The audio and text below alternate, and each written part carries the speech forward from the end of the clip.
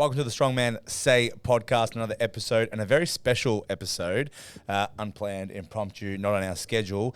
Today we have the new president, owner of Australia's Strongest, Tiff. Hi. Is that, what else do we call her? What are the names? What are the titles that she has? Give me some of them. Mason was Ice Queen? no, it was off Star Wars. Star Wars. Yeah, we had like I the remember Emperor. that. The Emperor. Remember that when I had Darth Mason on? Sidious. Darth Sidious Tiff. So like Anakin maybe the up and comer. The up and coming. Yeah, Anakin's on the light side though, isn't AS on the dark side? Isn't that what we say? Oh, no, dark Anakin, like before he turns into Darth Vader. Order 66 takes out all the kids. Doesn't want to. I have no giving idea Tiff. what you guys are talking about. Hey? That's Before great. the podcast, just don't be too mean. That's like straight into it.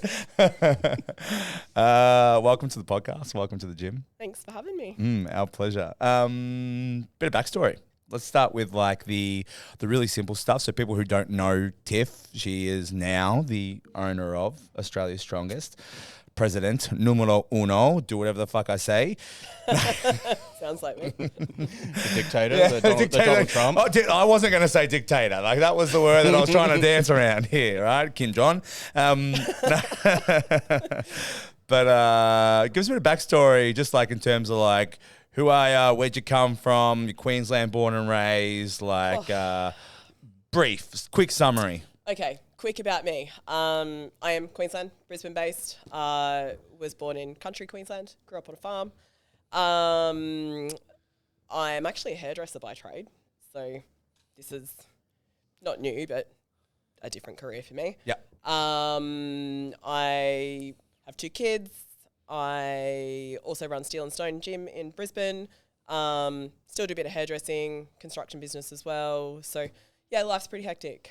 Fingers in a lot of pots. Yep, fingers in pies. You're keeping all your fingers in all the pots and taking AS as well? Yes, Fun. I like punishment. Yeah. Not that kind of punishment.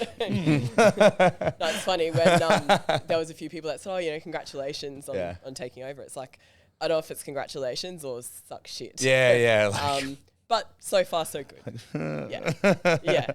How'd you find Strongman? So, like, obviously, you're a hairdresser, you got kids, you're working in a scaff company, all this other stuff, right? So far removed from anything in our worlds. How'd you find Strongman? So, when we opened the gym in Brisbane, So, back up. You opened the gym first, yes, and then opened you the gym. found Strongman. Yes, correct. So Steel and Stone opened before you found Strongman. Correct. Why did you open a gym? At that point in time, when I was married, we'd opened the gym, had a business partner, yada, yada, yada. My intention wasn't to work in there all the time. Yep. I was being a mum and hairdressing and whatever else. Business partner had an issue, blah, blah, blah. Long story short, he moved on. Was he a strength athlete? Or? He was a coach, strength coach, strength athlete, powerlifter, strongman. Okay. Back in the day, like we were running PA comps in the gym, Yep. so it was that kind of Yep. person. Sorry, let me just turn that off. My bad.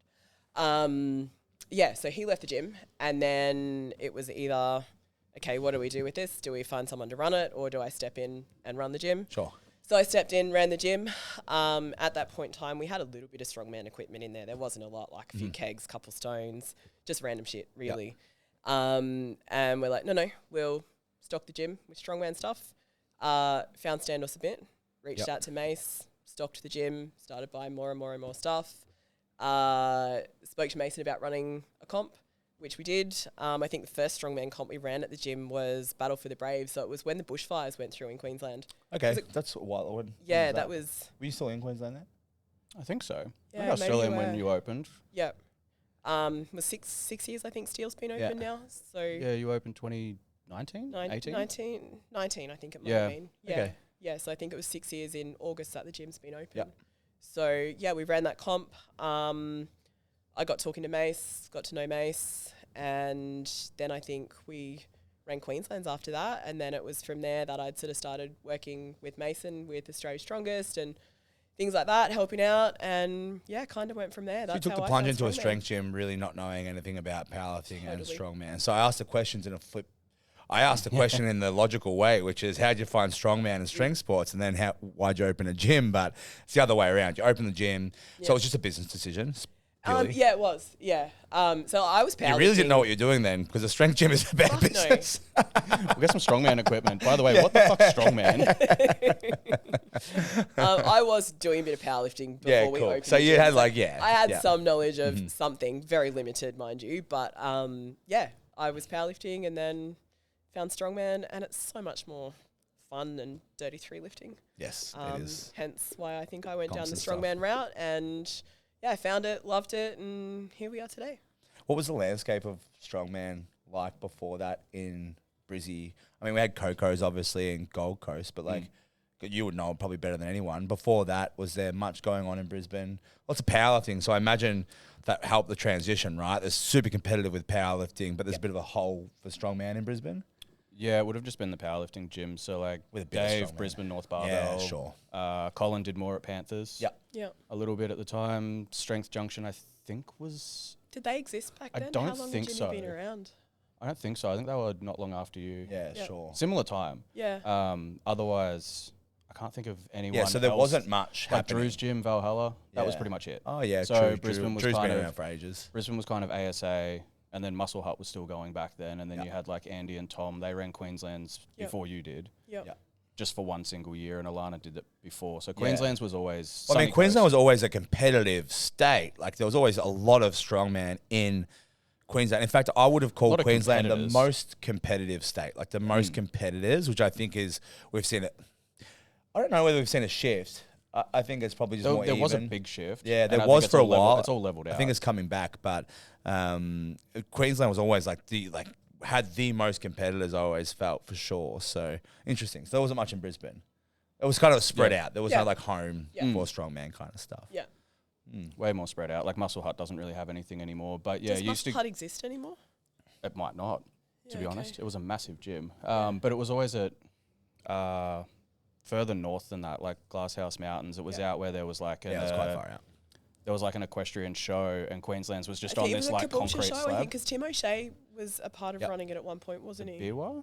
Yeah, out that way? Biwa. I think that's Yeah, exactly where it was. so it was out there on just a concrete slab, Yep. out in the elements. That was Queensland's for 4 years that I remember. Love, kind of cool, you know. That is, we forget kind of like where strongman was You like and literally came from. pitch You a know? tent and sit in the grass and eat your food, and that's it. That was Queensland's. It's really not that long ago either. I mean, I think actually we kind of forget that there wasn't that long ago before there wasn't state titles really. Like I remember Vic's Strongest Man doing it like it was like kind of reinvented or re-picked up in the 2015 one that I sent through. Yeah. Was kind of like one of the earlier kind of like re-pickups of like Vic's Strongest Man. Do you know what I mean? Like as we're sort of like reigniting it. Like I feel like a lot of states had some things, but it was just very messy. You know? Yeah. Wasn't a lot going on. So and then so you met Mace, you're doing steel, Yep.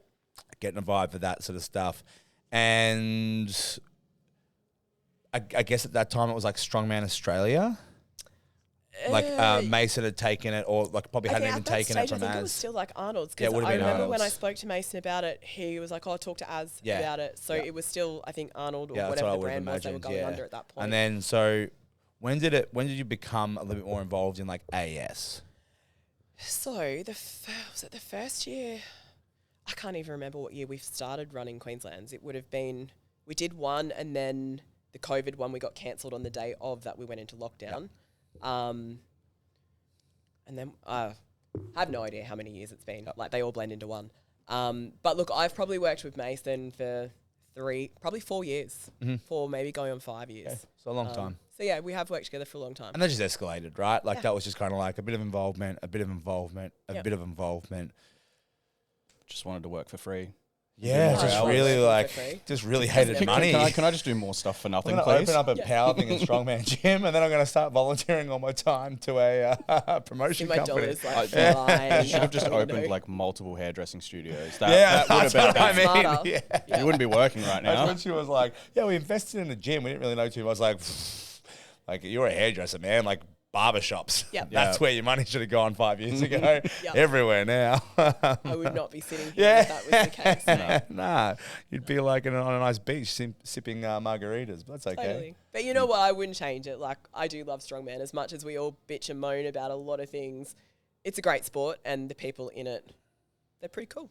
I've met some really good people out of it. Yeah, I mean, we've been doing it for forever. It's my whole life. So, Yeah. like, I don't know. Everyone, you say like bitch and moan, but I think it's like, yeah, but like, it's always pretty bright in my circle. You know what I mean? Like, if you... It's what you make it, though, isn't it? Yeah, I It's think it's like who what you surround make yourself of it. with, Yeah, and, for sure. You know, you can get as much involved with the bullshit as you like, or Yeah, you or you can can just not. ignore it. Yeah. For the most part, people bitch and moan because they want things better specific for them, which is fine. But people are just like passionate about it, which is passionate about it. It's Which not is, a bad thing. No, it's not a bad thing. If everybody Passion, just didn't sport give a needs fuck, passion. then it would all just The way fall that apart. passion is Expressed. expressed, exactly. Yes, Yeah. well, everyone in the sport's a bit weird. And Yeah, autistic, it's so fun with it sport comes too, out, isn't it? comes out a bit sideways. Yeah. So what led to taking over AS? What was the 6 months before that? The conversations, like Mason leaving. We've had Mason on the podcast and stuff obviously before, and I'm sure he was pretty chill with like us discussing as well. So Mason sort of spending that last 6 months thinking about and. That was more than 6 months in the making, right? Like Mason had like fielded it and thought about it, maybe on and off for a couple of years, I think. Look, I think when you're running something and you throw your whole world and your whole livelihood into it, and not that you're not seeing a return from it or you're not getting satisfaction or gratification from it anymore. Yeah. It just becomes a chore. Yeah. And when it wears you down and wears you down and wears you down, that thought's always in the back of your head. Of course. So we joke about it all the time. I say like, sell the gym. I love the gym. that's it. I love the gym. It's my whole life. Yep. And I would never sell it. You know what I mean? But like sometimes you just need a fucking holiday. Yeah. Like that's probably enough. Yeah, that's it. So there's 6 months of leading to that. What does that look like? What do those conversations look like? And what sort of like led you to deciding that you were going to take over AS? It was a tough decision. Like, it really was. Like my plate's pretty full. But a little bit of a sucker for punishment. You know, I'll throw some more on my plate, throw some more on. I wouldn't say I'm a yes man, but I like a challenge. Yep. I work well under pressure. You put me under pressure and give me a deadline, it's done. Yeah. Sorted. Those 6 months, and it probably was about 6 months those conversations were happening for. Mace and I sort of shared a lot of the roles. Like I'd always try and take as much off of his plate as I could. Yeah, sure. Help out with a lot of things. Like we'd spend hours on the phone some day. Like most days, there wouldn't be a day that would go past where there wouldn't be a phone call. Hey, what do you think about this? Or what about this? Or there was lots of conversations about it. And it was just me working out whether I had the capacity to take it on. The obvious choice of person to do that, I guess, because I worked so closely with Mace for so long, and I didn't know everything, that's for sure. No. But you know, we discussed most things, so we kind of both knew the direction that it was going and how things were done. So I guess I was the obvious choice to take it over. It's just whether I wanted to or not, and I did to and fro with that idea for a long time. Sure. I mean, we talked about it, obviously, not taking it over. We talked about who could take it over. Let's be very clear about that. And it's an interesting conversation because, I mean, you had the inner workings of it, but like, if it's not you, Who is it? what does the landscape of strongman look like, and who steps into that role? You know, I'd love to know the answer to that too. yeah, I would love to. I'd be so curious. Yeah. You know, I think I said on the podcast, like I would be. It would have been so curious if it wasn't you. I'd love to see that alternate reality where either Mason just goes, I'm out, figure it the fuck out. Yep. Or to see who steps in and what that looks like, because for everything, and we have had this discussion, when it first happened, we discussed the change. For everything and all things, I don't think we would have got a promoter who would have put so much for so long into the sport, just in terms of like driving to every comp, equipment, He's a like machine. everything. Like he does not stop. No, I just like people can't fathom the amount of work and the amount of like time commitment and like probably to a degree, I'm not going to say sacrifice because I think it was just his whole life. There's definitely sacrifice. Well, there is, but I don't think and I think he would have felt like it was a sacrifice, but it was his whole life. Do you know what I mean? That is what he just did. It was like he was on the road, running comps, helping run comps, equipment, setup, this. And God, to be it's honest, like a of- lot of the times out of the goodness of his heart too. Yeah. Like great human. With a vision. No, it's a business. Like with a vision. You put in the hard yards to eventually see a return as well. Dude. Like you have a vision. But I would be so curious to know like what that would look if it wasn't someone who already had a handle or grasp on like what AS was and taking up the AS mantle as well. I feel like it would have just been like any business. It would have dissolved and then Someone nothing. Someone would had have come had and and pick it up yeah, at the some void. point. Yeah. Yeah, That's what I was There would have like. been nothing I for a would while, and then live someone would have. Wild West again for a bit. Yep. Probably. I think for me, like when Mace and I were sort of having these discussions, like I've watched how long I've worked with him for now, and to see back when I first started working with him, what Australia's Strongest was, Yep. and the progression that Mason's taken it through, and two, I struggled to let that go because there's so much. It's just made so much ground, and we've come from comps in car parks, finishing at fucking 10 o'clock at night under headlights, to putting on actual shows for entertainment, for athletes, for people to come and watch and enjoy and give these athletes a platform, and to see people get so much satisfaction out of it and it gives them something. To me, that was like, that's because you came in at the recession though. yeah, You picked it up in the recession because before that, we had the Arnolds, which for many of us that had that experience, we still haven't ever had anything that matched that. correct. Which is very hard because what do you do without the Arnolds? Like you don't have that opportunity. Yep. So it's very hard to match that. But to say like, yes, there was local promoters and there was a lot of competitions. And when it's the same thing, the dissolving of the Arnolds meant we had to figure out what strongman was again without the Arnolds. But to say like, yep, that's where it came from. No, before that, it's hard come a long because way. everyone says it's the golden age, right? Everyone's age is the golden age. But like those sort of like section of years of the Arnolds was definitely a highlight for myself in my entire strongman career. I think I went to the last Arnold's that was run in Australia, Yeah. and that I saw strongman there Yeah. that year, and that was like obviously that was the last one. So yeah, even seeing that there that year that I was there, I obviously didn't see all of the stuff you guys have seen Yeah. because you've been around a lot longer Yeah. than I have. But I don't know, it's just I see a vision for it, Yeah. and I think this sport, it's a cool sport. Like I love it. And I would love to do right by it and give these athletes a platform to take it further. Put a little bit of a professional spin on it. We hear a lot of people talk about legitimizing our sport.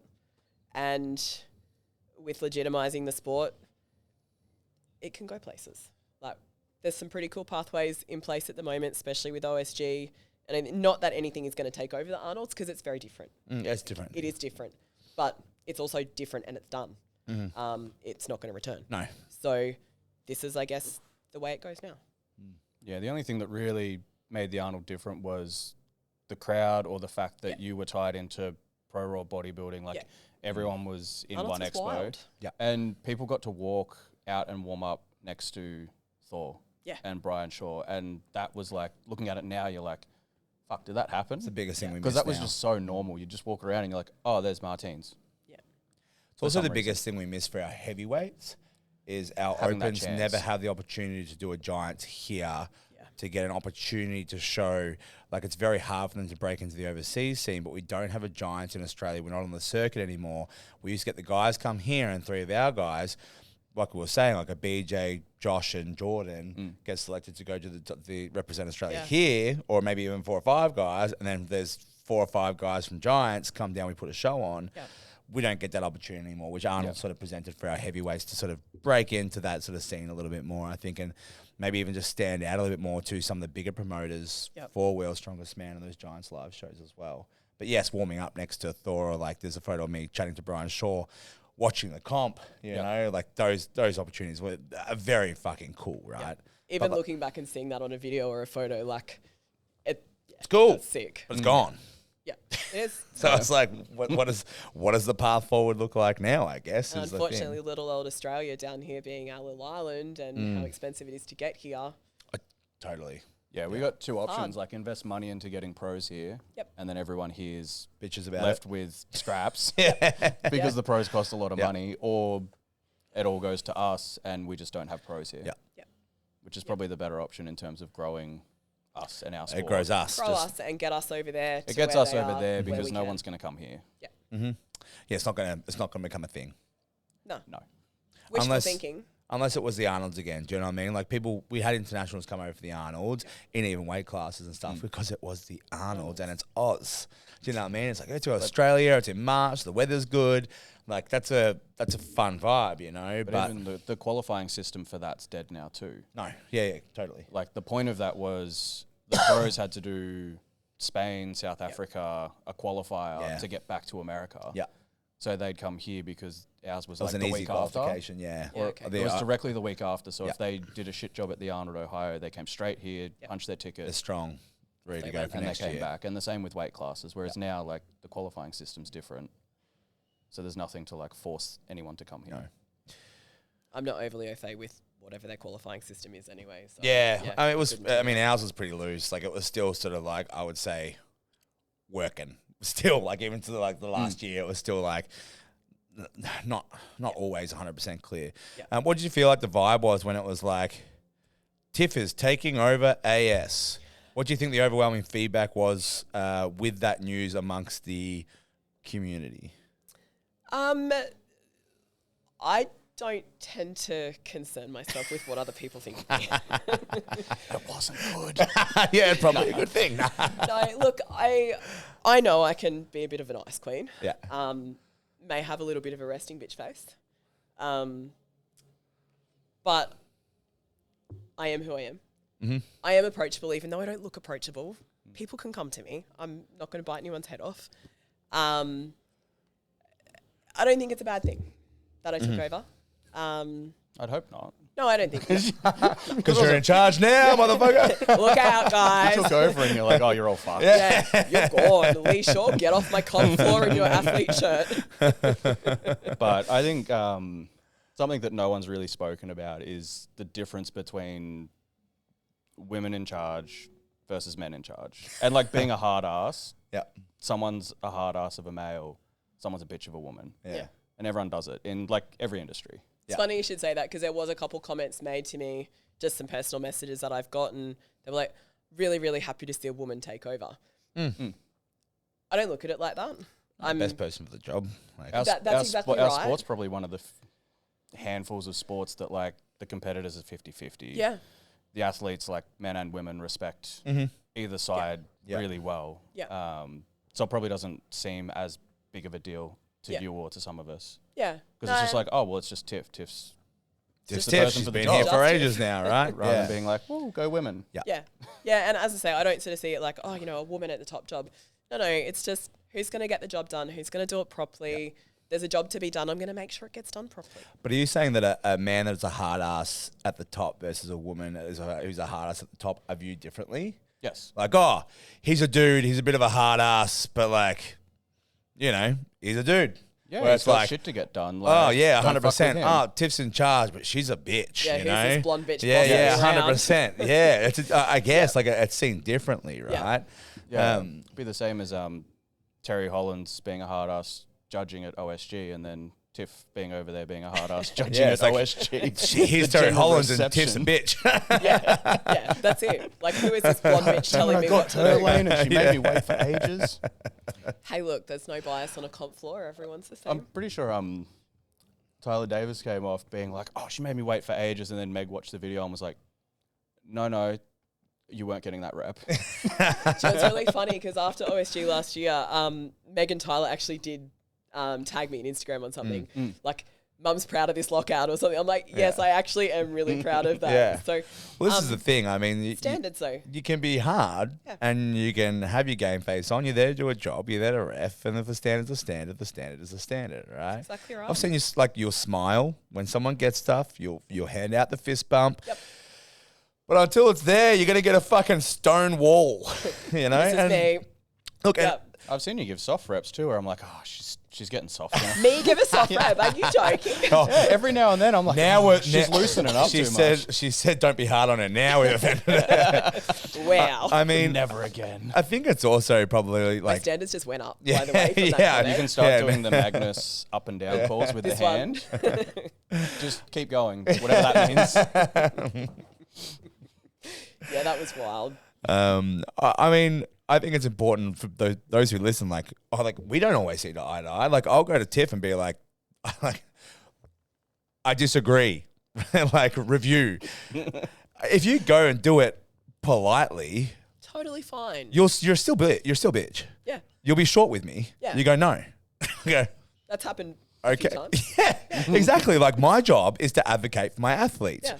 Your job is to review it and make a call. And right? maintain my standards. And maintain the standard. Yeah. So it's like, I can be salty about and be like, oh, she was really short. I can be like, it's just her job. Yeah. She said no. I'll take the no. I'll go back. Yep. We go again. And her job is Yo, there's 5 million lock out things better. happening Yeah, else there's 100 as things. well. Like, I don't have 20 minutes to sit there and give you some fluff while I tell you your athlete didn't lock the fucking rep out. No is no. No, it's no. Sorry, reviewed it again. Wasn't a good rep. You can see this. Fuck off. Yeah. I wouldn't say fuck off. No, I know. That's And you definitely never not did. me. So no, you can Internal say fuck monologue. off to me. It's fine. But like, You're different. But like you, like it's not different if I go do it. Like it's just Yeah. I do it. If you do it with your athletes, and if you're a coach or you're an athlete, it's like if you do it politely and go, hey, just a quick one. Can you review this for me? No problem. No problem. Still a no. Sorry. Yeah. Catch you later. Yeah. Take it on the Or you chin, just bro. leave it. Like I did that with New South at the comp there with Sean and mentioned something, and then someone's like, oh, what happened with this call? And I'm like, well, I don't know. I mentioned it once. I'm not going to go and Yeah. berate and be like, yeah, what are yeah. you doing? What are you Yeah, doing? I'm yeah. like, they And know. at the end of the day, I guess from our point of view, like, if you trust your crew, you trust your refs, and at the end of the day, the ref is the final call. Unless it is completely and utterly obviously a wrong call, it can be overturned. But we try and put refs in place where you can trust your refs' calls. Hard one. I mean, it's always variable. Like, it depends on the comps. We obviously coach a lot of people at all the competitions. Yeah. You're going to get mixed feedback, and different lanes are different lanes. I think the best thing you can do is the same ref is on the same lane for the whole day kind of thing, which I think you've been implementing anyway. Exactly right. Yep. That's the best you can do. It's still sport. Do you know what I mean? And like, It's exactly what we did at Queensland. Yeah. So, like, we had 80 athletes that weekend. Yeah. And we made sure every weight class had the same ref Same for ref. that same event. And I think that's the best you can do, because at the end of the day, despite the fact that we all think that we're very special and that we're the coolest sport in the world and that like we should be better and et cetera, the refs are volunteers. Yeah. And even finding refs sometimes is hard. It's Do you know really what I hard. mean? Like it's hard. Yeah. So like we can have great expectations and we can be hard on the refs and we can do better. But it's like we also have to understand where the sport still is. Like it might not be if it's in its infancy, but it's still, we still are looking for referees. We're still looking for spotters and loaders. We're still working on and operating under the generosity of others. Until Still, we can get to a point where we can actually pay a crew to travel around the country and go to each one of these shows, we're still relying on volunteers. Like, there's a thankfulness there to those volunteers because we couldn't do it without them. Yeah, But if of we course. didn't have them, we wouldn't have a show. If you had three, taking on AS, if you had to pick three of the gripes or the biggest feedback items, I don't know if you've got like, if some come to mind quickly for you, but three of the biggest feedback items that you got maybe when taking it over or maybe before that, what are those three things and what is AS looking to do to change or tweak that to make sure that like things are progressing and moving into the future? Sorry, pardon me. Our scoring system is one of them, and people being able to keep up with scores. And so the good old athlete coming to Old Dull over here on the score desk, can I have an update, please? What did I get for this? What did I get for that? Where's the scores? What's our running order? Guys, can you just leave the poor score lady alone? She's got 5 million things happening. We'll get to it in a second. I mean, the biggest advocate for the live score sheets has been Leigh for about 3 years. Thanks, Leigh. I finally listened. Yeah. Listen to someone else. Someone else said it better. That's a great idea. So yeah, we are in the process of implementing a brand new scoring system at the moment. Mr. Lynn Morehouse, official Strongman Games, has created a phenomenal It's very program. cool. We did speak about it on the last podcast about Queensland's and how easy it was to view, how quick it was. Like, it was really, really good. Yep. So that's one thing that I guess one gripe and one fix. Remote weigh-ins. Ugh. Yep. That annoys me. Few different points on that one. It annoys me from a promoter because you've got data coming all over the place. You're trying to do a job. You're giving your attention to the athletes that are there doing the right thing and weighing in on site. They're obviously going to get preference before you go and watch a video and approve that. To eliminate any disparity, I think as well, everybody should be weighing in the same place on the same scales. For what level of competition, and are we talking all qualifiers? Are we talking AS series, like the title series? Are we State talking? titles. Yep. So state qualifiers and title series. What about like the mid-level competitions for AS and stuff? Anything that's like a free-for-all kind of, I won't use the word intermediate. I hate that word because people just try and class themselves. It's competition. It is. It's competition. It's a strongman comp. Yeah. I highly encourage people to come and weigh in 24 hours in advance at the location that they are told to make everyone's life easier. Yeah. When you look at a state level has a pathway to somewhere. It has a pathway to an international competition. Name me another sport that allows you to take your bathroom scales and a 15-kilo calibrated plate to Macca's on the side of the road and jump on there and send a video to your promoter and weigh in like that. Nowhere. Really? No other sport? That feels like an attack because I'm pretty sure I was in a Macca's toilet in New South Wales halfway driving. It was a 10-kilo plate. I'm not pointing fingers, okay? That's why I said But the reason why we don't have remote weigh-ins is you, Leigh, sure. No, I was doing 105, so I was like 101. It was a technicality.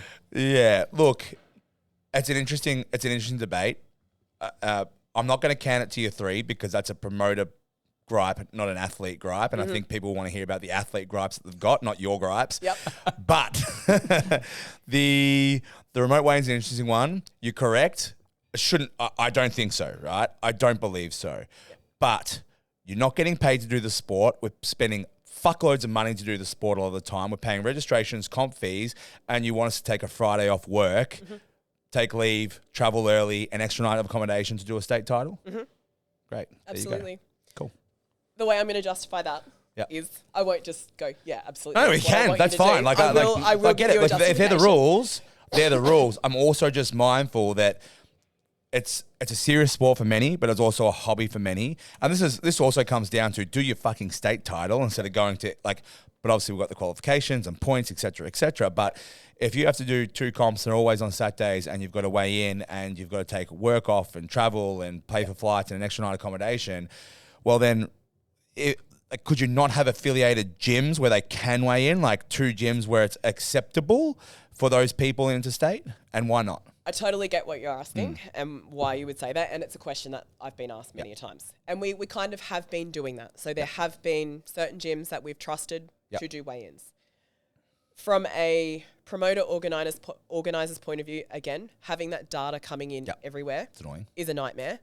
With implementing the new scoring system and the beautiful live score sheets that you guys have seen, you've got your pretty photos on there. Everyone wants this sport to level up. They want a level of professionalism. They want a level of legitimacy to the sport. And I think to give it that professionalism and legitimacy, it's a two-way street. I am happy to implement these things. Cool, you want an awesome new score sheet that gives you live updates. It's going to eventually integrate into a live stream and it's going to look very, very cool. But I need you to meet me halfway. And meeting me halfway means I need this data when you weigh in. And I need all of that to come to one spot. And also, the other thing is fairness. Like, we want fairness in our sport. There's bathroom scales over there compared to our calibrated comp scales here. Regardless of putting whether a you're plate putting on there is not the calibrated same plate thing on as there. it's not the same thing, and it doesn't stretch out. If it's micro out, you won't see it with a 10-kilo plate, but at 105 kilos, you can see a difference. So to eliminate any disparity, any weigh-in issues. Weigh-ins, I think, we sort of look at them and like, oh, fuck, we got to go weigh in today. It's just a pain in the ass. Like, I've got to drive an hour to go and weigh in. You know what? You're driving an hour to go and weigh in a sport that you've chosen to do, that you love, that actually gives you something in your life. It gives you some gratification and it brings something to your world. It's an investment into yourself and you love doing it. I equate it to kids' sports. Like, I've got 2 kids. There's sports. There's registration fees. You've got to have them here on comp day. You've got to go that way this week, that way the next week. Like, there's always something you've got to do for a sport. And there's an obligation to the enjoyment. It is. And every sport has a set of rules. And if you don't like the rules of that sport, why are you doing the sport? Cool. I think it's as simple as, from a fairness standpoint and from like a competition standpoint, in terms of everyone has to weigh in and you're doing a competition, everyone weighs in the same set of scales at the same time. Now, will you offer the opposite? Like, if he's 101 doing 105s, can he still weigh in 2 hours beforehand on the day?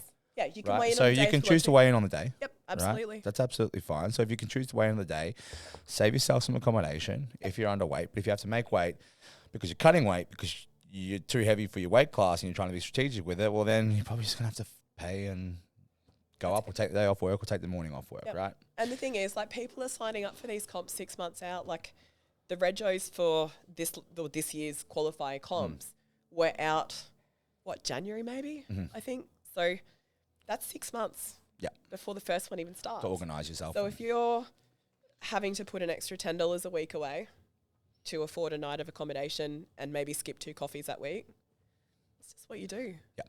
Like, if that's what you value and you want to put your money into and you love the sport, it's just what you do. Yeah, if you're competing in your own state, you can probably travel to weigh-ins that morning. Yeah, and make it back, or... Yeah. So it's not an extra night of accommodation, or you move state comps to Sunday, so weigh-ins are always Saturday. Yeah. And then it's like most people have it off work. Yeah, for sure. Yeah, you weigh in, you register, shirt, photo, tick, done, everyone's in one group, sick, okay, everyone, we're going for a refeed. Yeah. Where do we I go? think, look, I'm 100% with it. I totally agree. I've said it for ages. No. Really happy. I've said it What for about ages. you, Leigh? Yeah. I'm fine. I don't really have a life. I can rock up and weigh in. I can make it work. I'm unemployed. I mean, I've said for ages, I did not understand it. I thought it was dumb for the longest time. I think people being able to weigh in on their bathroom scales wherever the fuck they want in a sport is stupid.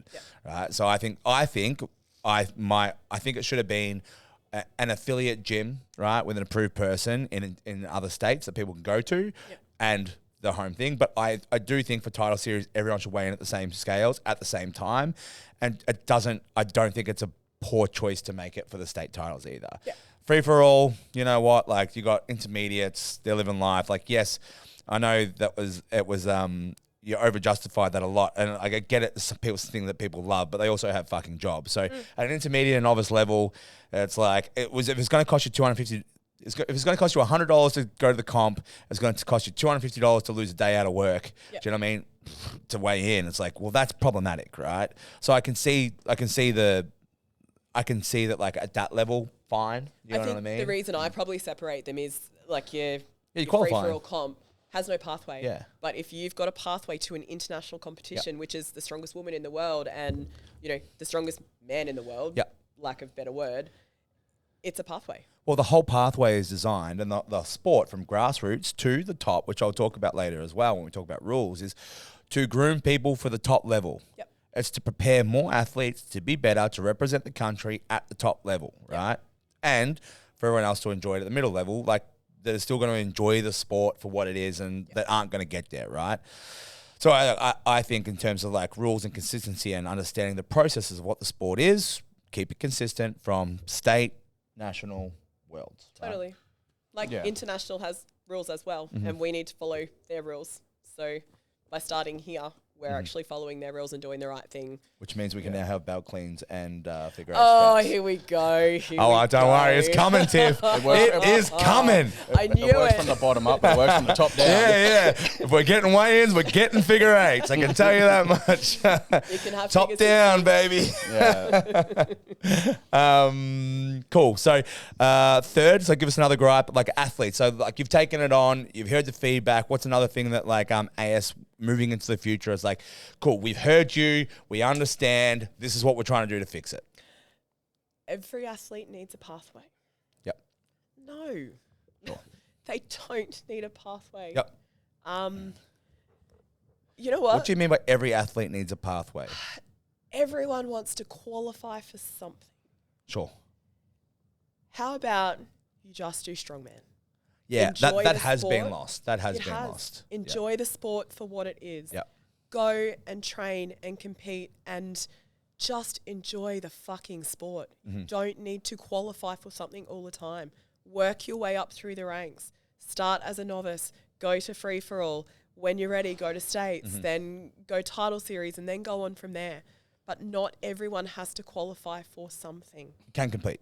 You can just compete and compete Yes. to enjoy it. Yeah, Yes. I know a lot of people that sat out when the qualifiers came out. They sat out the qualifiers because, well, I'm not going to qualify and do the next thing. Yeah, Yeah. just So go why would I compete. do this comp? And it's like, but it's VIX. Yeah. Yeah. You do VIX because it's VIX, and it's Comp. everyone in Victoria. That's just been lost, hasn't it? Like, yeah, the, like a the lot of fact people that put like the focus on, well, I'm not going to go to titles, so I'm not going to do VIX. that's the one thing with the advancement, like the structure. It's like people think that like, well, if there's no point, if you're not doing the next stage, there's no point. Where once upon a time, VIX was just VIX. Yep. The And you middleweight did series VIX, you was did, like or that. everyone did your state comp because we didn't have all these comps. Yeah. Like everyone was did nothing the extra. Yeah, that was like it This was is where the states. Grand Prix series Yeah. has really come in well, is because not that they're qualifying for something, but it's a series. Serious, it's comp. So it's It comp. is. They've 3 or 4 comps in your series. Doesn't lead to anything, but it's just a comp. That's exactly it. I mean, I made that post the other day, but I do think that, like, from a coaching standpoint and like even a gym ownership standpoint,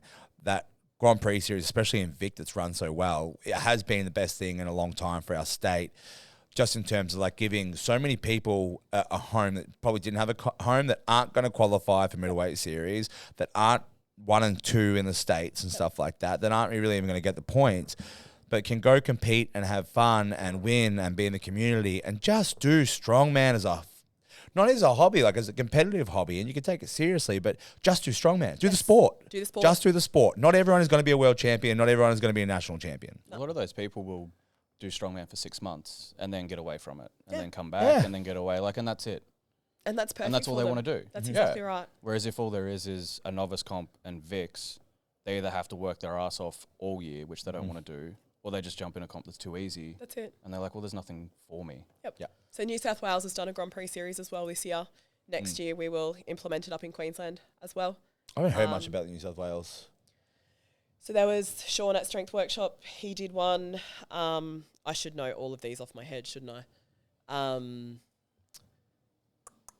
There's 3 in that series. Yeah. I'd have to go back and It's look. hard with New South Wales because you've also got the New South Wales strongest, like qualifying Yeah. comps and stuff like that. So you've got those. New South Wales has a big going on, but New South Wales as a whole just don't promote or advertise well.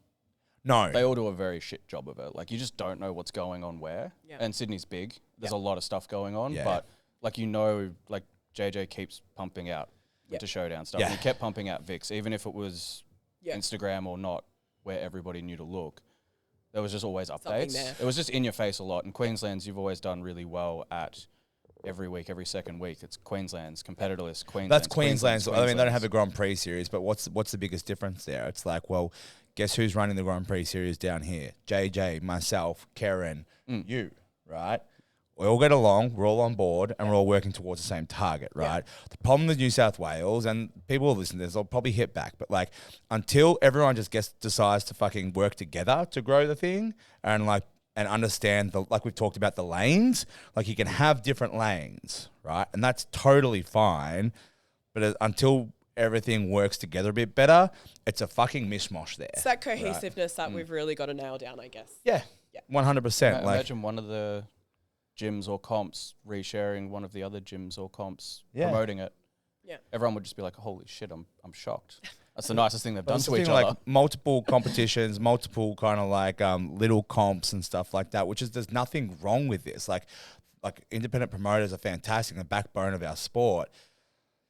But if we could all get involved in like having, cool, we've got this and then we've got this, and do you know what, like the the person who wins New South Wales Strongest gets their entry paid for the AS qualifier to go to Australia's Strongest Man or something like that. Like understanding that the level is not the same there, but like they should be stepping stones to building athletes through that pathway and supporting both pathways.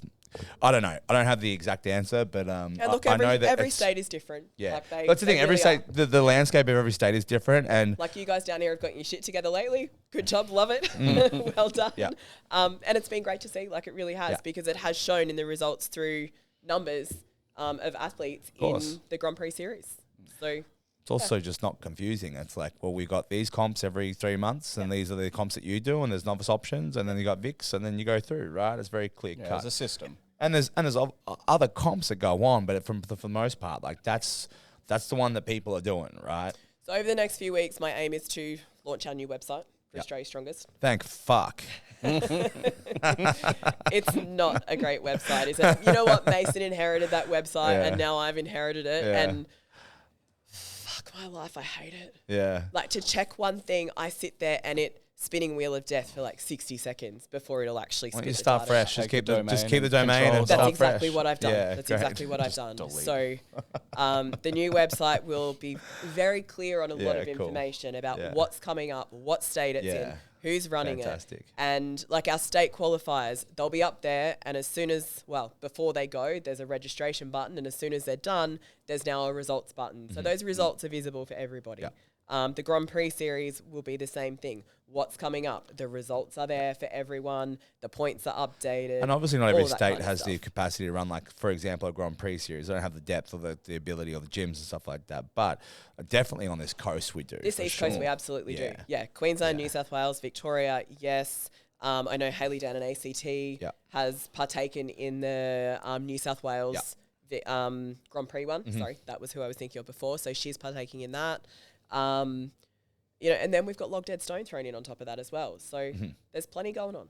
Yeah, definitely plenty that going on. You need a website and it just has every state on a button. You just That's click on a States, state. And break like it down by bang. state or something like that. pretty much what we've got. Yeah, but it also comes down to promoters having like a page. Like this is something we've also discussed. Like promoters actually having a page for their events and having like a set format where if it's like, yep, cool, you make a Facebook page or you make a something. Do you know what I mean? Something where it's easy to link back to the website. It's easy to see, and it links back to the website. Just and a page you can click on with all of the information. Yeah, that's it. All of the events, all of the weights, time, day, 100%. done.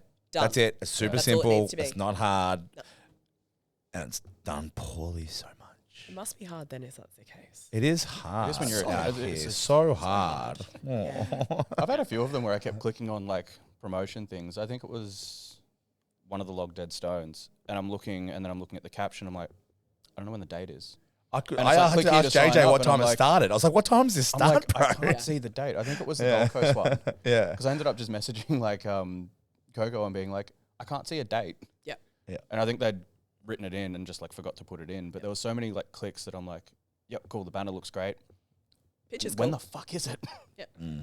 Especially from like a coaching standpoint, I'm just like, I have like a whole calendar of just everything. Given you've got the monopoly of strongman athletes in this country, I can imagine your calendar like- looks pretty So cool. like, yeah, it's just I spend It's at I the spend my top life every looking through these 2 comp weeks. stuff. You know what I mean? Like, and also like referring back to them. Is there anything that you think that like in terms of like resounding feedback that we sort of get about AS and what people want to see improved? Obviously, like after one title series, we had a committee formed because that was like reffing rules and stuff like that. Is there anything else that you think is like a primary thing that is like, hey, taking this on, like these are the things that I think the athletes would want to hear about that we're changing? Probably the qualifying system, I guess. Again, on the new website. Yeah. Perfectly, clearly spelt out. Yeah, like points wise and stuff like that. But even if we're starting to fill out comps now, going back to a podium qualifier. Yeah. Or like removing that point system kind of thing. Oh, sure. Like it worked great for everyone that needed to travel. Yeah, but why did you get injuries? Do you know what I mean? Like you need, what's the system for when? Like There I would get still it. have to be a system later down the line for when, say, podium, Yeah. all these people drop out, don't sign up, and then you go, okay, You kind of still need the point system. now who are my Yeah. fourth place getters or Yeah, fifth I mean, place there was getters or points? 18 guys in ASM and there's 12 guys. Do you know what I mean? Like you need a system to pick how do you choose? Because it used to be you'd have the qualified athletes, and if someone pulled out, it was like, hey, do you want to jump in? Yeah, you just get a wild like, card. yeah, 100%. Oh, You get no, the I wild think card. as competitors grow, instead of it prioritizing top 2 and then going to points, Yeah. you just prioritize top 3 and go to points. So I like the point system, don't get me wrong, and there's arguments for and against with the points versus a podium qualification. 1 and 2, go through, great. This is a debate I've had with, not a debate, but a conversation I've had with Cam Taylor, and he'll be so happy that we've spoken about him. He loves being talked about. He loves being talked about. Yeah, that's why I said who. The reason for the points system is to encourage people to compete, to encourage people to get to that title series. It's not everyone's goal to go and win ASM. Some people, their goal is just to get to that comp floor. Yes. I like making people's goals happen. And I think it's really nice that, okay, you're not the strongest in the world, but for you to tick that goal off just to be on that comp floor, I think it's pretty freaking cool. You know what? And at the same token, like a good example is Paul. First year he did middleweight series, would never have gotten there based on a podium. Yep. Never in his life. Got there and came like top to like 9th, you know what I mean? Or 8th or something like that. Don't fucking come at me if you're getting it wrong.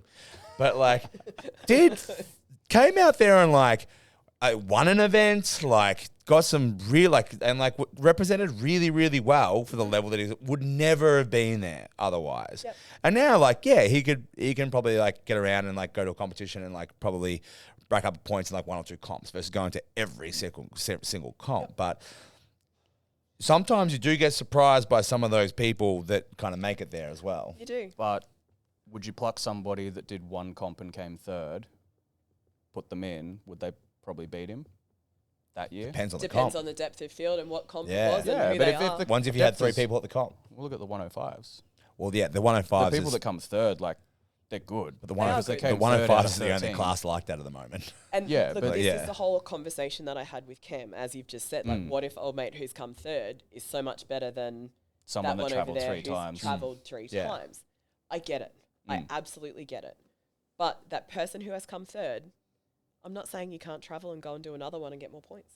No, it just comes down to financially. It does. Whether they It can does. or it's just unfortunate that Yeah. they just can't make that happen. Or time, like some guys, especially like say our open guys who are doing other comps or international comps, come back and like their only comp they've got to do is like Taz. Yeah. Like I'm doing SA for example, and we were talking about it because it's like I've got clients in Queensland. I've got clients in all these comps. Right, I don't want to rock up and like Annihilate potentially steal their spot. lose You to know, them. like I want them to do it. So I was like, well, what comps do I do? I got a kid coming in October. Yeah. The only qualifiers that are really like there is like I was like ACT or Taz. It's like they're 2 weeks either side of a berth. Yeah. I can't go into state there. Like when am I going to qualify? You know, so I have to say I'm going to SA, but I've got to take the whole fam in the bus because my wife's 36-week pregnant and she could give birth while I'm competing. At like any point in time. do you know what I mean? Like Tyson, you've not qualified because my waters have just broken. yeah, but it's like so like the opportunities are pretty slim, and I know like you got to like qualify, but it's it can be tricky depending on life. Yeah. If you do go there and like let's say Taz is the last one and everyone's looking to compete, and you don't come top 2 and that was the last opportunity, but you're only one opportunity. It's like, oh, I came 3rd and I probably would come 3rd at ASM pending the events. I totally get what you're saying. We will spread those qualifiers out a little bit next year too. Yeah, they're very staggered at this like back end of the year, which doesn't work for like work for people with given, kids like, coming. Title series obviously has been spread over, what were we, February, They're March. pretty spread though. Yeah. Like title series happens, and then you've got New South Wales qualify pretty soon afterwards. But then there's a big but now you don't. yeah. You've only got 1 title series No, this is comp. it. We've only got 1 title series now, so we can push them Yeah, out that little yeah, bit sure. further, so Yeah. that way there's a bit more time in Yeah, that's between, and cool. people have Yeah. got more time to qualify. Yeah. See, I'd be harsher with state qualifiers. I'd just be like, you compete in your state. If you don't qualify for the titles, Or you you're can't not top 3, you you're can't not good enough. You can't straight out You can't- qualify you can't in someone travel else's like Yeah. something along those lines. That's what CrossFit did for a really long time, and Yeah, people okay. actually up and moved their house Oh, to a wow. different region of America because they couldn't qualify we're in not their CrossFit, region. but Jesus. yeah. Yeah, Yeah. because there was like say there's like Tia and one other person So here. that's it's devoted like, to the sport. Why aren't we doing that? yeah, they would up and just move to a different region because They they're get like, my region's $200,000 too for winning hard. CrossFit Games. Can we get that if we look. win 8? Yeah, I'll Take travel. that back, right? I'll be there every year. Don't worry about that. So yeah, I like that idea because then all of a sudden every state comp would mean something. Yeah, everyone would just. it have would to be good to compete see in everybody that do. state. Maybe one day when we fill every weight category in every Yeah, and that's the state. other thing. It's Yeah. like depth. That's You're it. promoting It would people work to for three compete. state comps and Yeah. nothing else. Yeah, 100%. That's Yeah. the other thing. So Yeah.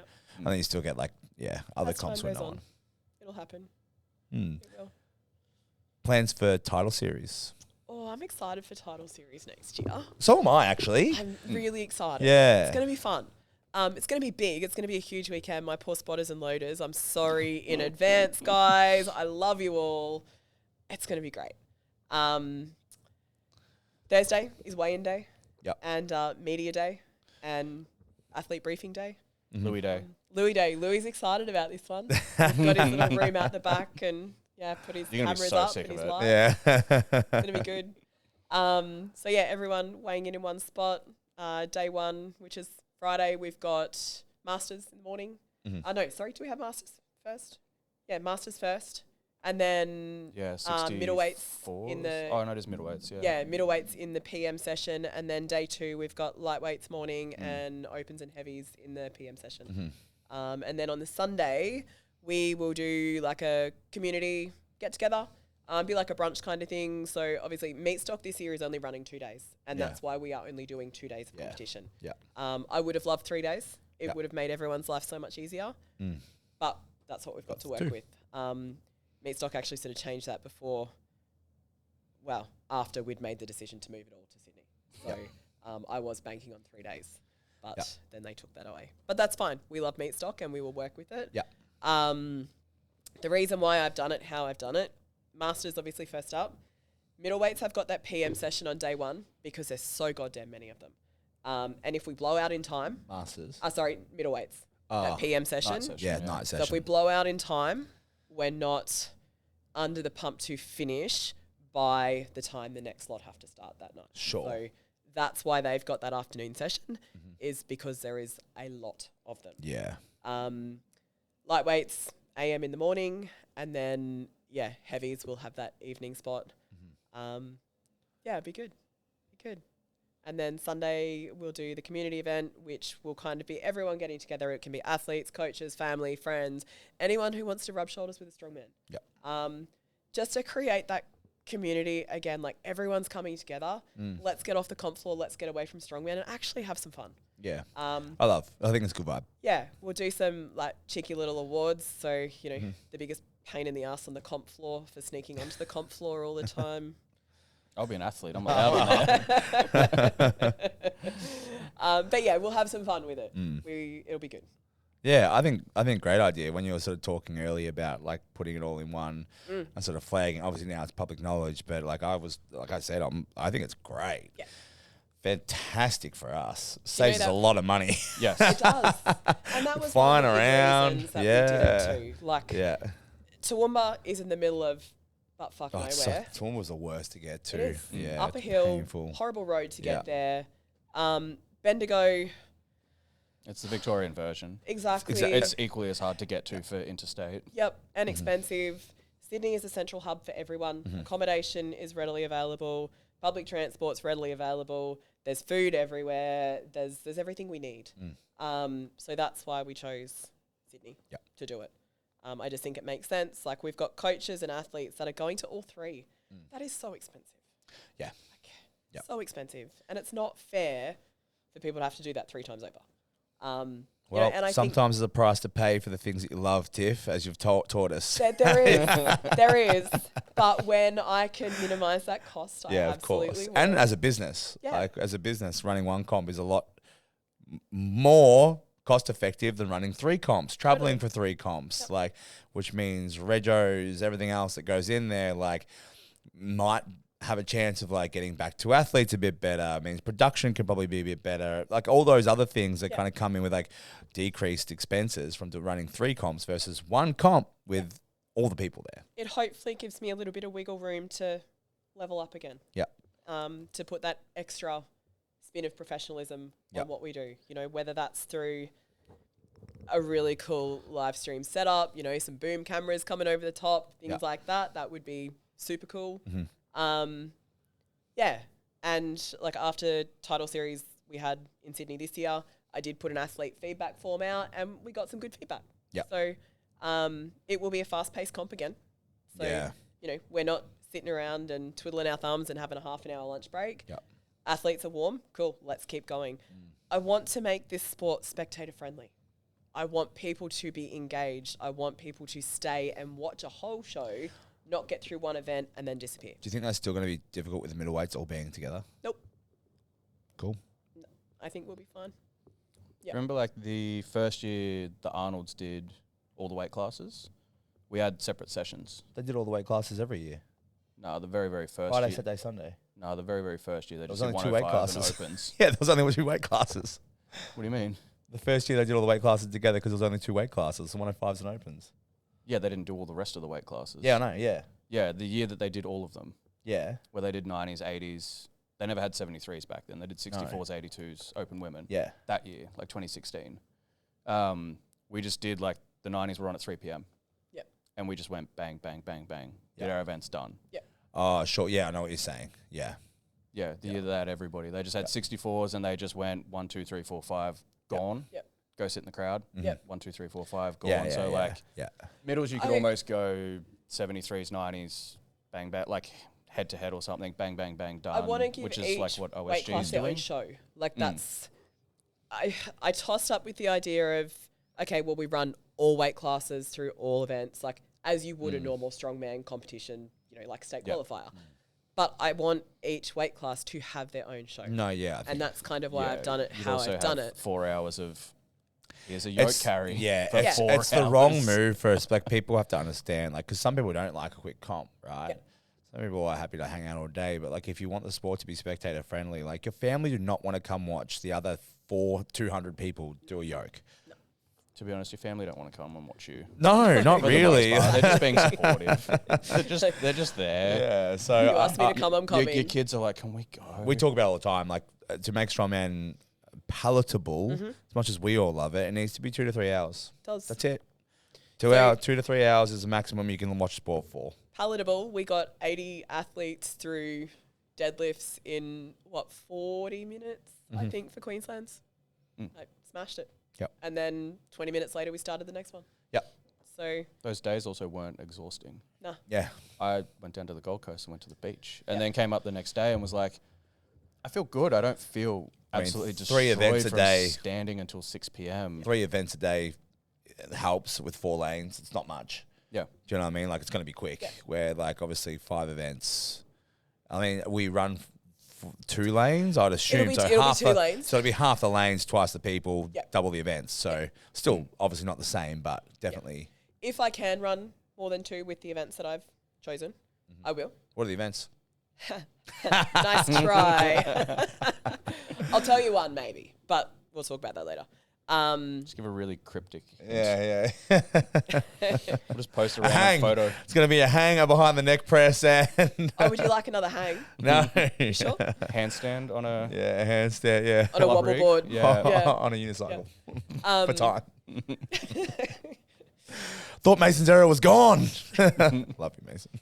Nah, it's going to be very standard strongman. It's going to Yeah, be very cool. strongman-y. That's Yeah. the feedback that we've gotten is we want standard strongman. So you know what, guys? You get Oh, there we go. She gave us one of our gripes, not her gripes. We got one.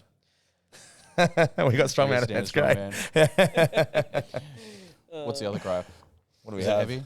Is it heavy enough? Yeah, is it heavy enough? Yeah. How heavy would you like it? Heavy. Yeah. Probably People heavier keep than what ask- most people want people- it. yeah. Everyone's like, we want it heavy. And I'm like, Yeah. our differences of heavy are People very keep different. asking me like, are you going to do 105s or heavies? Because obviously I want to qualify in both. And I say like, whichever one's exciting. If they make it light, I'll do heavies. You pick the one with the weights. Yeah, that you like, wanna do, like I don't know, like the last one that we did, it's like, well, it's 130 farmers for 30 meters. Like that's not exciting. Do you know what I mean? Like it's not that's not it's a 150 stone per reps. Also not super exciting, you know. Yeah. Like there's nothing that there's not a challenge to train for, right? Like it's title series, and should be like if the OSG medley, deadlift medley finishes at 360, ours should be finishing on 340. Do we have 105s that can do that? Probably not overly, not a lot yet, but like there are that's what there are separates now, the like field. they're coming. The ones that podium and then qualify for OSG probably should. Yes, Or 100%, right? And the other guys should be getting through the first 3 bars or whatever that looks like. But yeah, I don't know. Like if it's a yoke, 105 should be doing 450, 420, 450. 90 should be doing 380 to 420, like if it's heavy. Should be. It's a title series. It's our national. If it's like 20 meters, if it's a farmer, like can we, if it was like a grip event and we've got a farmer's event, it's like we'll do 20 to 30 meters, but like at 160 for 105s and at like 170 or 180 for the heavies. Like 200 a hand for heavies. Come on. you're gonna have no one finish like what Jordan maybe would be the only one who would What, in do like 5 200. seconds Yeah, Jordan and Ryan will pick up good Jordan and points Ryan, there. yeah. But like my thing is like we always said this on the podcast this week. We haven't had a heavy grip event for how long? Like it's been holds and like heavy farmers, like heavy yoke, stone. No comment. Yeah. No comment, guys. Overhead medley because I get slammed on a heavy overhead in the opens. Yeah. It should be enough. Good, like I don't know. It's weird because in the past, like every year when like the Arnolds came out, everyone went, "Oh, that's heavy." Like way heavier than what anybody could do. I love that though. That's what it was. Everybody, everybody like got to it, trained, and then did it. Like the 2020 one that collapsed, like that never happened for Arnold's. The 105s had like a 300 axle for reps without a suit from like a normal height. And all the overheads were like 130 and it was a full medley. And everyone just went, what the fuck?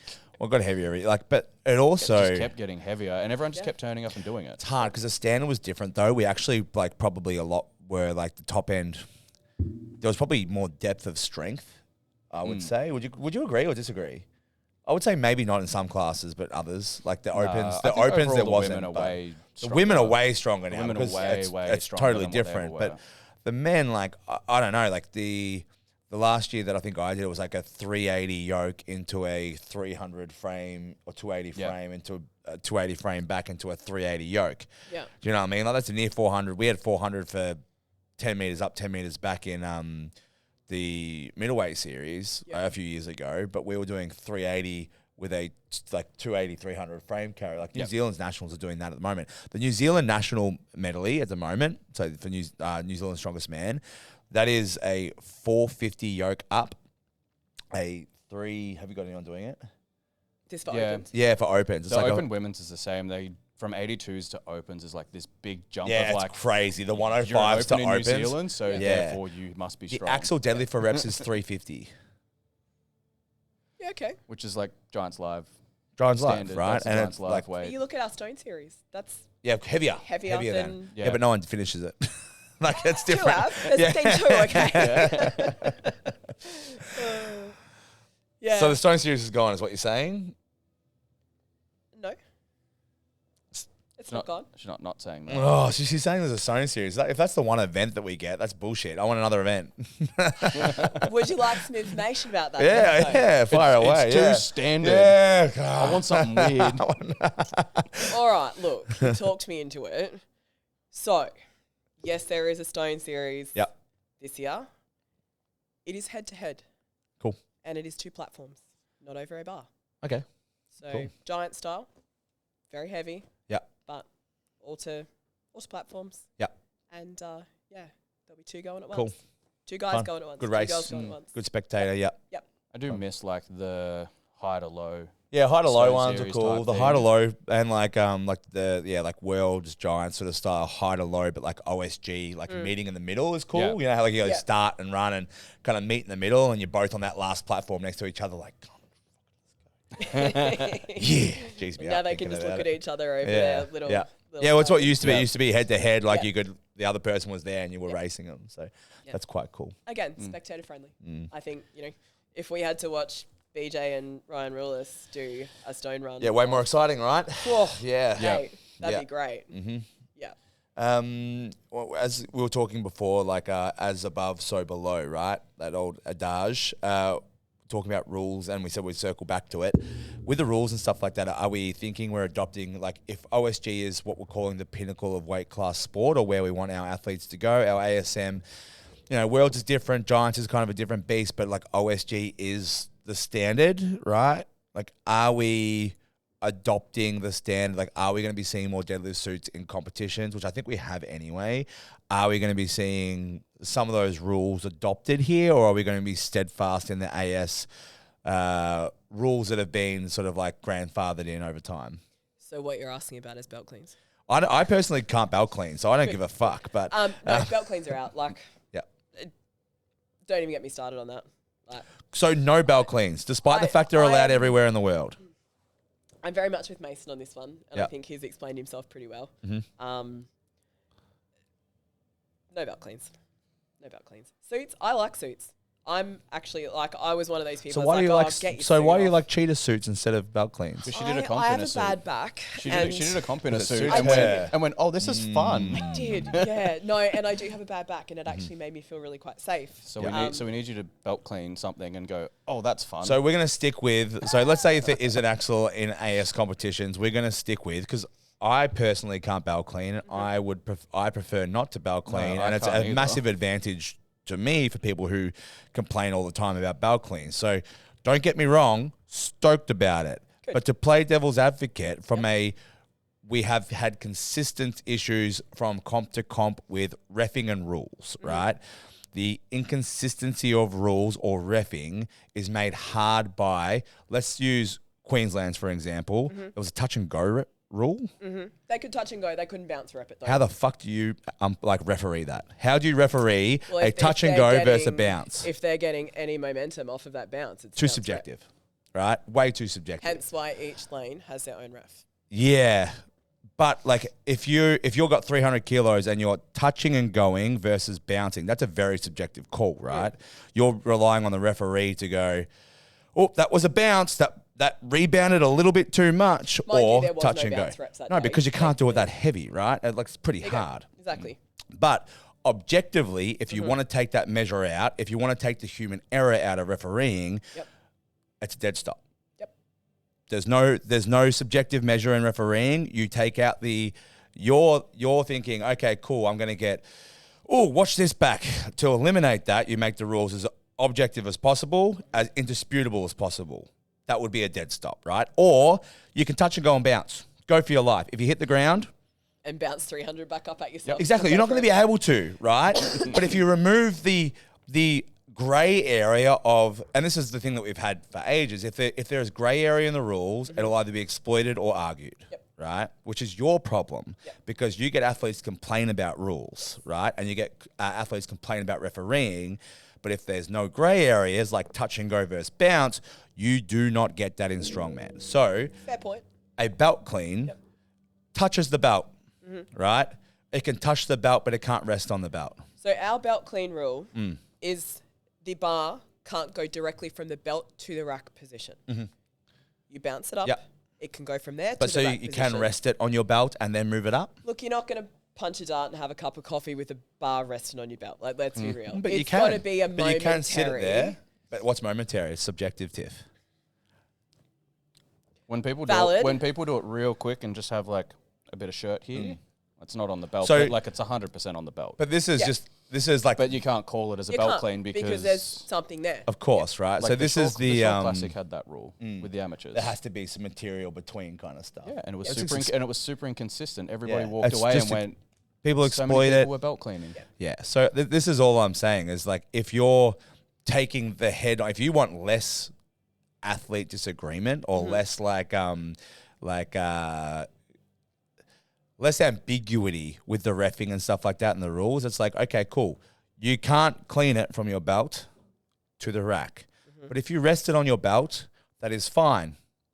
They are told Right. not to rest it on their belt. Like, Yeah. when it does touch that belt, it needs to be bumped straight away. Like, it can't Right. be, okay, we're going to fluff around here for a bit. It's, okay, it's on there, bump it up, and then to your rack Yeah, position. sure. And then someone gets called for belt cleaning because they rested there for too long. Does that make sense? It does I'm not make trying to be an sense. asshole, but it's just like with the belt clean, like I said, don't care. Yeah. I don't belt clean anyway.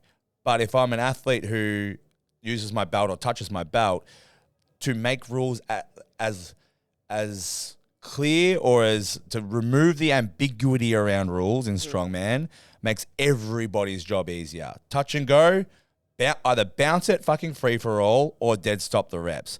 Belt clean, either the rule is it just can't go from belt to rack, you have to touch it somewhere else, but it can rest in the belt, or you can belt clean, right? Or you can't, as soon as it touches that belt, you're fucking gone. See you later, right?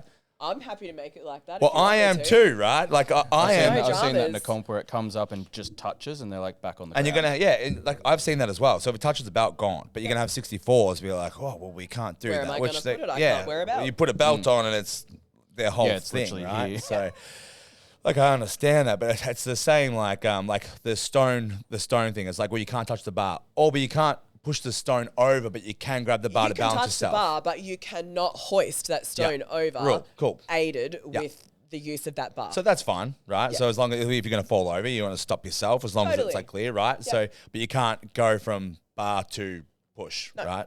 No, it's Cool. aiding. It's grabbing that bar to aid the Yep. stone being loaded. Which is totally over. fine. So I think it's just like, it's like the stone thing with the loop. Oh, you can't have your loop too large. Like that, not your rules, but someone else's. Like, Yeah. do you know what I mean? Like That's so I've shit, seen that. Like whatever. Yep. the loop on the belt can't be too far out. You can't create a shelf. Or it's like either like it's ambiguous rules. Yep. For example, I mean the biggest one was the loading medley. Like it has to be on, or it has to be in a certain way, and you get athletes yeah, called they'll back clear because the it's loop. not passed or didn't get called clear or something. It's like if it stays on the platform, it's good.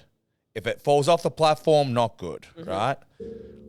That's less ambiguous. And that comes back down to lifters briefing as well. If they're told, okay, it's got to be all the way in or all the way on, that's the rule. That's promoter discretion, and if that's what the rule is, they've got to work to the rules rather than around the rules. And I agree because strongman, I disagree with the standard strongman thing because I think strongman is ever changing, right? Like that's what promotion is. It changes. There's different rules, different promoters. You go to SCL, you can only wear one fucking elbow sleeve, you know, like weird shit. Yeah. Yes, there's weird shit everywhere, don't worry. But if we're like, okay, we can control what we do here, I think definitely like the one room for improvement is like creating less, like if it was me doing a medley, like for example, Leigh's medley, it's like if it stays on the platform, you're good. If it falls off, it's on you. It's not good. Then you don't have athletes going, is it clear? Is it on? Oh, no, that back of the bag is not on. Oh, it's not standing upright the way it should be or in its little spot. It's like, it's on. The onus is on the athlete, not on the ref. judge to go. Yeah. Okay, we give you a good call. You remove that from the referee, so there's less discretion on the referee, and it makes everyone's job easier. That's all. That's all. My I'm saying. Definitely perspective, valid point. yeah, my perspective on events is like, what's the event testing? Yeah. Like I go all the way back to being like, okay, what are you testing with a carry? You're testing someone's ability to carry something and throw it on a platform.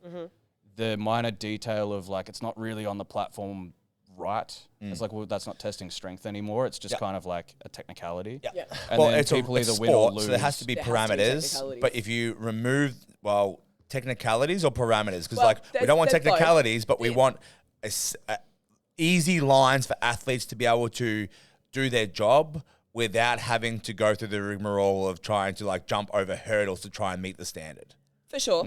Yeah, there's parameters and technicalities, I guess, if you want to look at both of them. But I guess where I sit with it is I see these rules being put out. Yep. Okay. Athletes get them, coaches get them. I think where I get frustrated when it comes down to reffing and why we're having to implement so many rules is we see people trying to train outside of the rules or go around the rules. And this is where common sense needs to come into play as well. I'll use the sandbag from Title Series last year with the bag going into the side rather than over the top.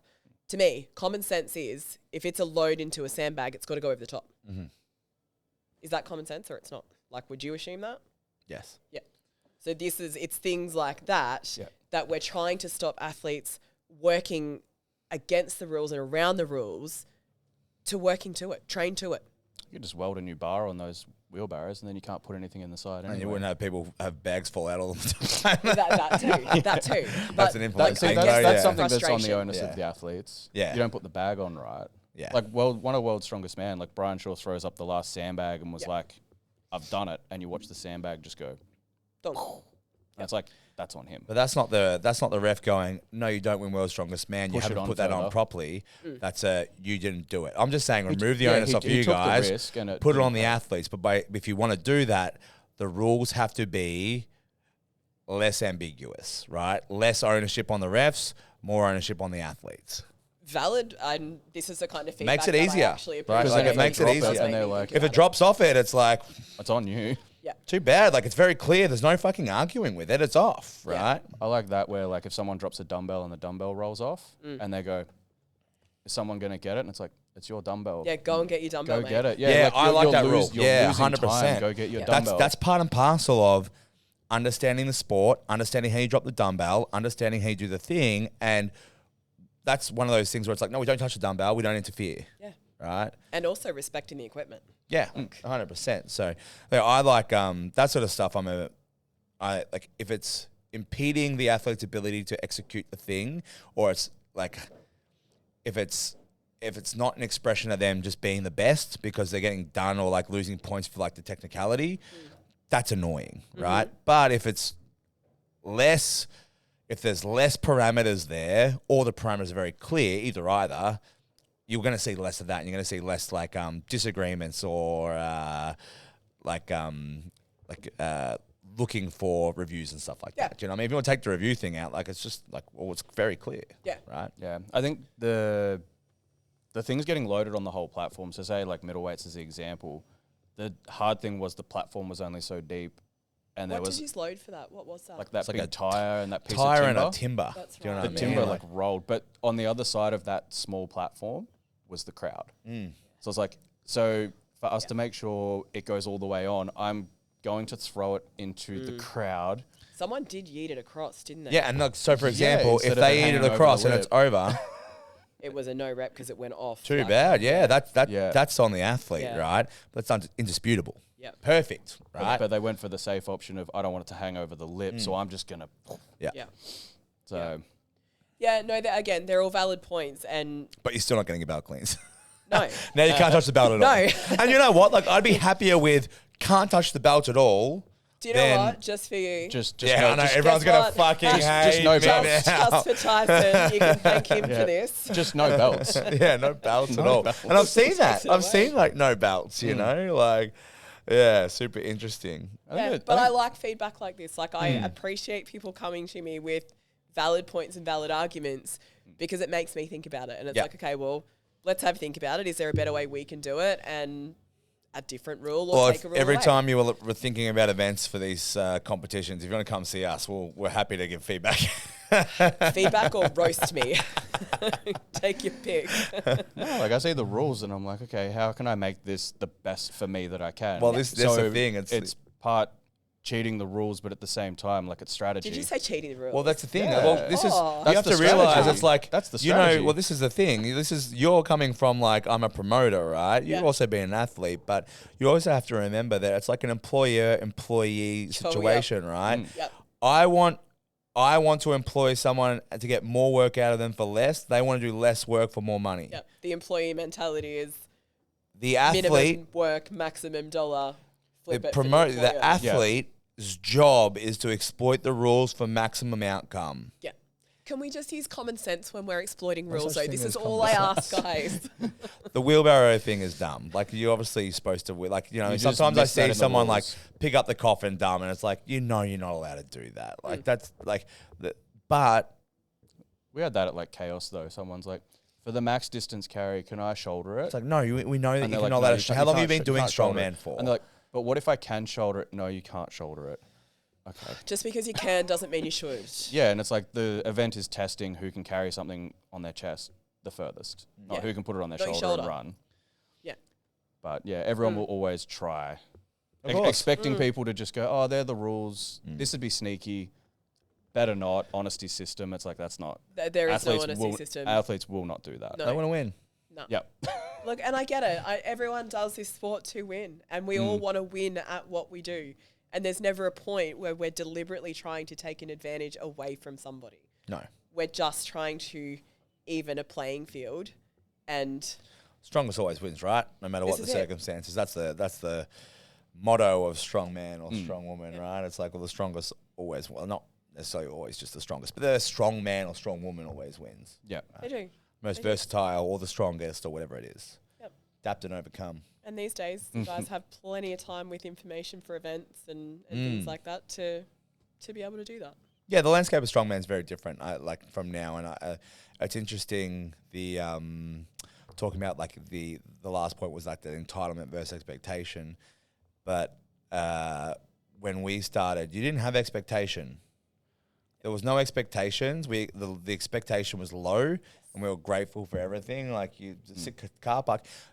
The sick car park comp was a sick car park comp, you know, and like you loved it. And like, fuck, like the Arnold's, like people weigh in 3 kilos over. Like it was very, very, very different. But like, yeah, it was loose. And like there was like, even at there wasn't like there was a pathway. I wouldn't say there wasn't a pathway.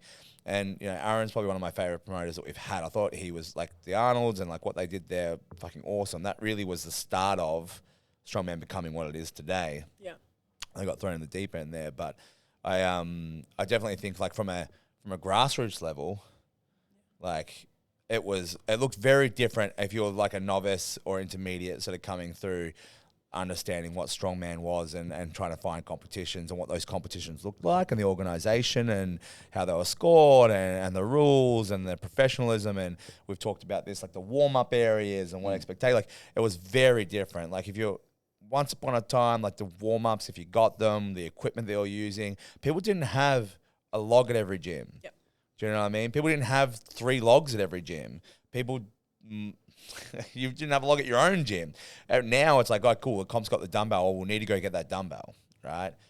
Back Plus then, 2 or 3 more. Yeah, we didn't really do that back then. It was like, you know, probably closer to the idea that like strong people got together and did strong man or woman versus like people train for the sport of strong man, strong woman. So I think as the sports, as it rightfully should, as the sport evolves, the expectation changes. It does. Yep.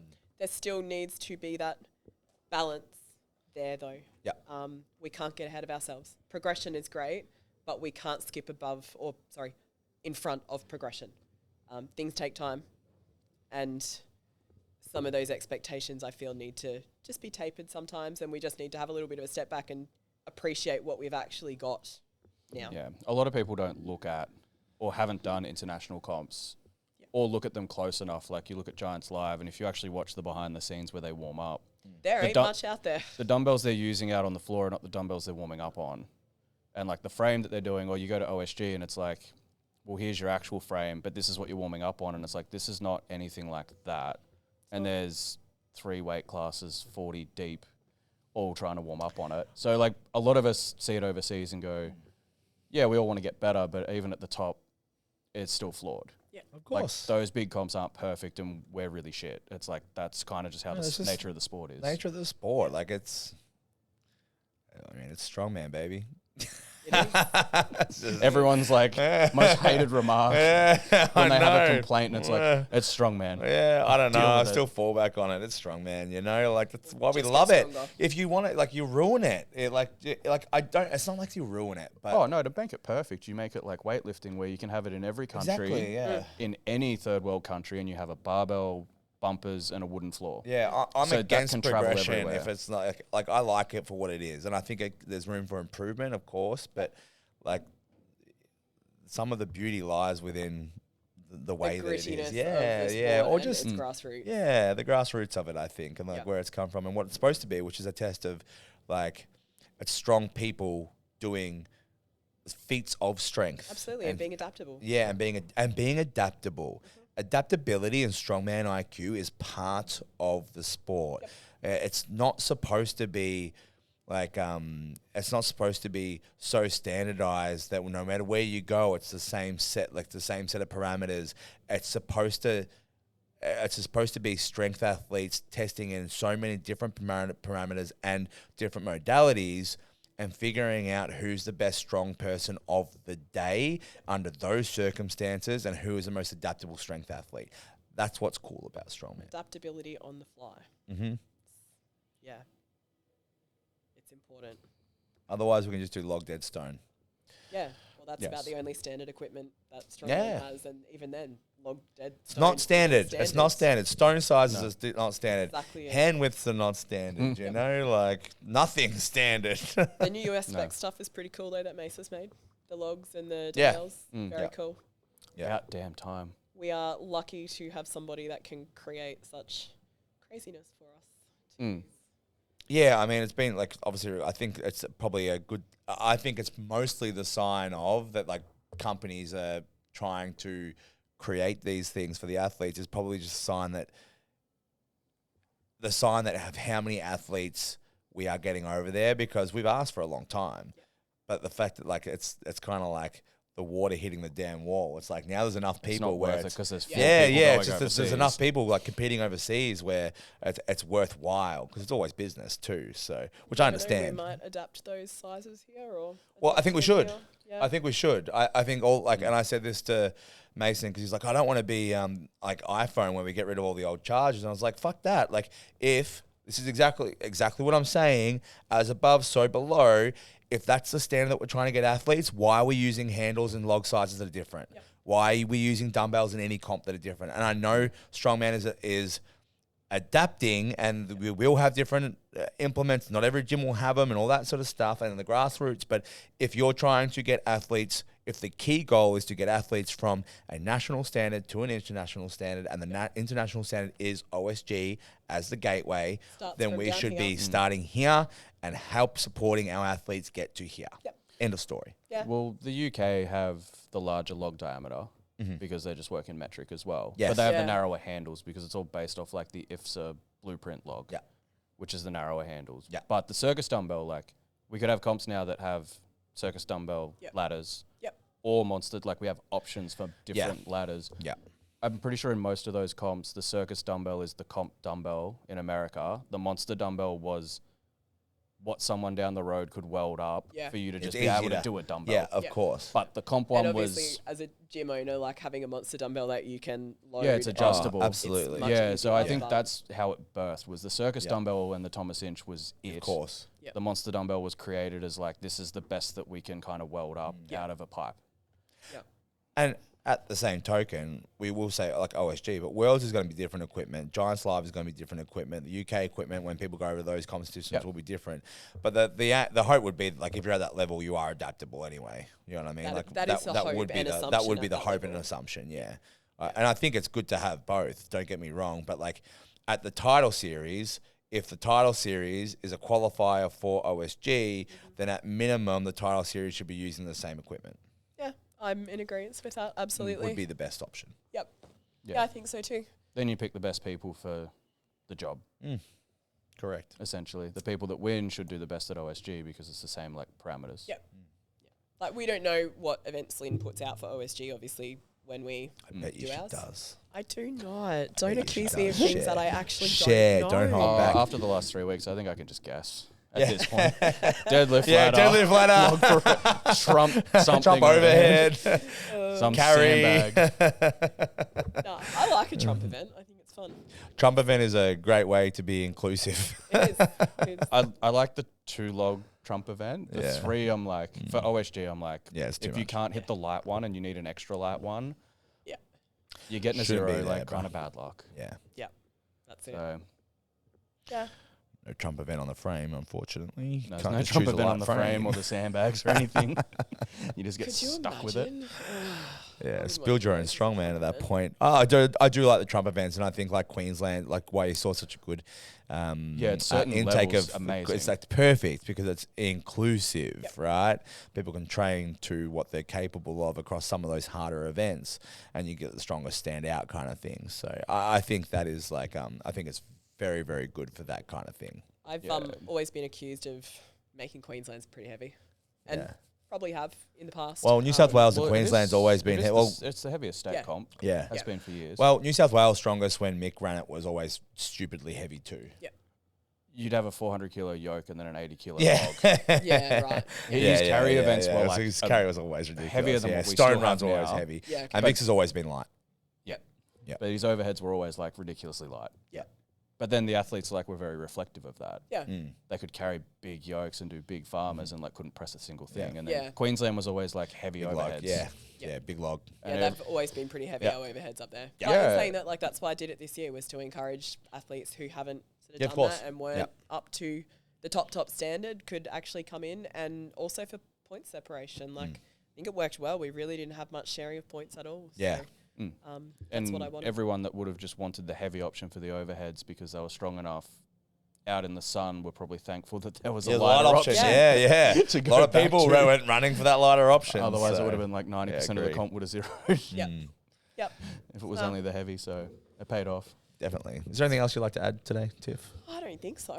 Thanks for having me. You haven't Thanks scared me for too coming much. on, Yeah. I was a little bit nervous. I thought that was lie. pretty nice. Was that Yeah. nice? Yeah, I think so. Yeah. Yeah, I could have been way I'm not a good worse. judge of I got character, more. though, Nah. Look, you did come at me You with put up that. with me for long enough that it just like washes over. Yeah, I thought you were really nice. Like I was thinking you'd be a real sea, Wendy. I thought it was nicer than what you normally say about her. Yeah, definitely. Oh, really? Oh, Okay, hang on, back up. What do you normally say? Absolutely. No, I don't. Nothing to be honest. I think I was one of the big advocates. I thought when you took over AS, I thought it was the best person for the job. I know, to be you were the honest, first one to announce it. Thanks. I look honestly. Ahead of the actual announcement too. Yeah, sneaking it in Just wanted to there. get in for Yeah, the I've got likes the and inside shares. scoop. Don't worry, Yeah, I everybody. walked off that comp Yeah. floor and I've seen Tyson's put a story up. Yeah. Like, oh, for fuck's sake, Yeah, could you not got just it. give me Yeah. 5 minutes to put a post out? Breaking news. Just to make it about you. Always about me. Thanks, Tyson. Appreciate it. Yeah, I was here before Strongman. No, I mean, like when I think about, like personally, when I think about like what the alternate was, like I think someone with a more business mind who's a little bit drier, a little bit more direct, like is a good option for the sport. Versus I don't know what the fucking other alternative is. So is it the devil you know or the devil you don't? Like I choose the bitch that I know. There it is. Boom. Wow. We love you. It also allowed the manufacturer to manufacture things. Yeah. Yeah. Do his job. Do his And really him and I great. still speak often. Yeah. Like, Yes. very often. There's still questions. But we that I probably run wouldn't past. have the US spec logs and all these other things if he was trying to. Do everything else. Do everything yeah, else, 100%. Yeah, for sure. So, yeah, definitely. Yeah. Love it. Well, thank you for coming on. Thanks for Thank having you me. for no, it was an absolute pleasure, and we look forward to seeing the title series come together. Excited to have like a big strongman gathering where everybody's there again, and the social event sounds great. So, Events will be released the day after the last qualifier. Taz. November, yeah. November. Oh, it's coming soon. It's not too far away. I don't know why you're getting OSG, basically. Yeah, same weekend. Yeah, Mm. Yeah. I'll see the weekend after. But you heard that first here. Has that been released? That has not been released. Hey. Ooh. Thank you to Juicy listening. Thank you to listening for another episode of The Strongman Say. And we'll see you when we see ya.